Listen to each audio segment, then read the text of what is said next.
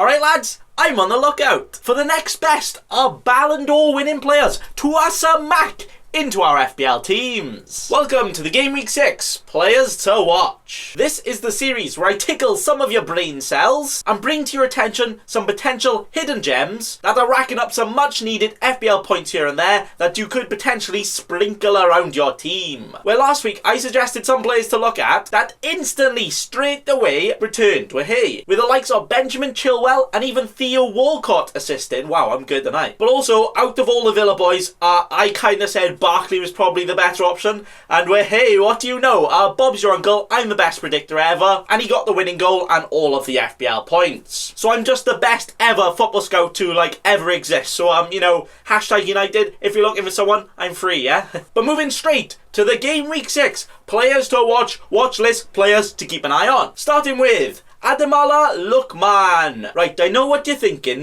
Bacon Boy has gone absolutely crazy again and is now suggesting Fulham attackers. How low can he go now? But look, man, he's a very attacking winger who is just on loan to Fulham, but realistically, he's better than Fulham and probably now their best attacker. But are you ready for the best part? He's only 5 million in FPL. Hey! And on his very first start for Fulham, he got the only goal they scored and picked up all of the bonus points, netting 10 points in total. More than all the best players Salah and Aubameyang combined, yeah, by the way. But no, I don't think he's a complete jaw-spinning, groundbreaking player here. But I would bet my left nipple, maybe even my right one as well, that he goes on to be the highest scoring midfielder at his price, which could potentially be another option for you, probably on your bench every week, but then chuck him into the starting 11 when you need him to. So if you do have a little bit of cash flying around, why not upgrade your bench and have right now one of the best, cheapest starting players, making him our first Game Week 6 Players to Watch player to see if he can keep it up. With our next player here joining the special and premium Nathan Bacon FC watch list, it's Patrick. And he's definitely a star, Van Aanholt. Now, Van Aanholt here has been one of the most consistent attacking fullbacks in the league for the last few years, getting upwards of an average of 6 goal contributions a season in a Crystal Palace team that are usually quite good defensively as well, and have definitely shown that this season. But Patrick here has been injured at the start of the season, so he's been chilling at home and probably just been playing Fortnite in bed instead. Meanwhile, a very good young prospect of Tyrick Mitchell has been playing very well at the left back for Palace. But last game, we finally saw Van Aanholt make the bench and potentially ready to jump back into the team. But Mitchell has been playing pretty well, so it is still a bit of a mystery if Van Aanholt might even start the next game or maybe most of the future games as well. But I think most would probably assume he does come straight back in and be ready to get all of the FPL points. But are you ready for the best part? He may be on penalties. Ooh! That's right, a defender for a team that can very easily keep a lot of clean sheets against anyone could potentially be on penalties too. Now that is sexual, yes? But the only hint we have towards that juiciness right now is that the last time Van Aanholt and Zaha were both on the pitch and they got the penalty, Van Aanholt took it over Zaha, where Zaha has currently been their penalty kick taker. So does that mean Zaha will keep taking them? Or could it mean potentially our first penalty taking defender we have this season? We are still not so sure, so we will still have to watch out and see, making him our next player to watch here. With our next player to gaze at, it's Sergio Reguilon. Now, yeah, he is a Spurs defender, the team that still haven't kept a clean sheet so far this season. But actually, the last 3 games, they definitely could have. Newcastle, they conceded one of those very dodgy handball penalties in the last second of the games to ruin it. Man United, they conceded a penalty in the first second of the game to ruin it. Then against West Ham, a header from a free kick, yeah, alright. But then also an own goal and then an absolute screamer. So they could have very easily not conceded any. So it wouldn't surprise me if they eventually go on to keep a few clean sheets, but maybe just not yet. But what has been happening right now is that Sergio Reguilon has been starting for them in the league, starting the last 2 games, and has done pretty damn well. Where in the last game, he also recorded his very first Premier League assist, which is lovely stuff. So maybe not one to jump on just yet, as he is also kind of 5.5 million. A little bit of the, expensive side for a defender right now. But if he keeps his spot, keeps on being really attacking, and eventually gets those clean sheets, all things I think will happen sooner than later. I think he could be a pretty damn good differential player to watch. That is another player here to add to the watch list. With our next player here, it's Benjamin White. From suggesting a Spurs defender to a Brighton defender. Come on, Bacon Boy, wise up, is it?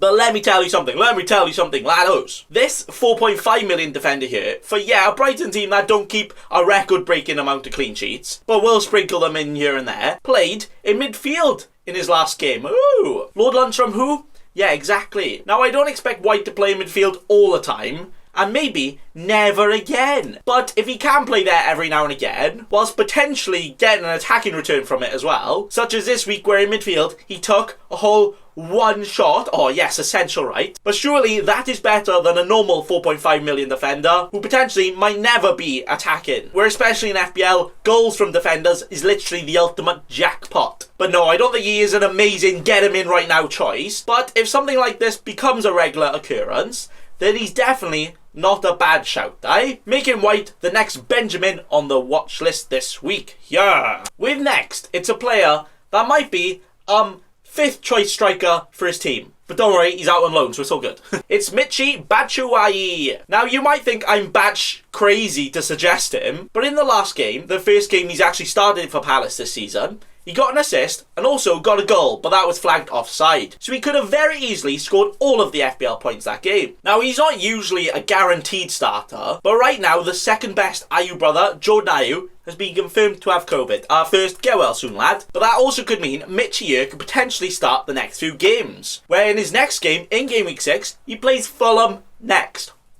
Ooh! Now, I'm not sure if there will be a single geezer out there that might want to pick Michy here over any other probably 10 better choice strikers right now, but he does actually have 6 pretty scoreable games next, whilst only being 5.8 million, whilst also hardly being owned by anyone, meaning he could actually well be the ultimate differential, or even just a short-term punt if you haven't quite got the funds to have like the 17 premium players going around this year, making him our penultimate watch list player. Yeah. With our final player on the Game Week 6 Players to watch list, it's Alex Iwobi. Now here's someone I bet you no one is suggesting right now, but if you guys watched the Merseyside scrap, the menacing battle between the two, you would have noticed that Richarlison got a straight red and is now suspended for 3 games, where the Everton cover that plays in his position is our man here, Alex Iwobi. So I would imagine, unless they change the system about, which I don't think they will, that he will play their next 3 games, which right now are against the wibbly-wobbly defence in Southampton, Newcastle and Man United. Not the worst of fixtures, especially for this Everton team that are just going to win the league. But he's probably not an option long term. But these 3 games are coincidentally the 3 games just before the next international break, which I would assume is the next occasion a fat load of wildcards are played next. Meaning the world has potentially aligned in a perfect way to potentially get the secret weapon of differential points into your team, where you just know some crazy geezer is going to end up like triple captaining him in one of these games, whilst Iwobi goes on and scores his first and probably last ever hat-trick he'll ever score, because that's just 2020 things, am I right? But I wouldn't be surprised if he does score a decent amount of points in the next 3 games. But that is it. Again, I don't suggest the very, very obvious players you might want to get in, like the Kanes or the Sterlings, because, come on, you already know all that. Like, what do you have to gain from me suggesting them? You know who they are. Don't be silly, right? But I aim to bring you some potentially unknown and less shared knowledge, which could be the difference between you and second place in the world, where you want to win FPL, yes? But that's all. Thanks for watching, and remember... Don't be a cheeky scrub. Subscribe to Nathan Bacon right now.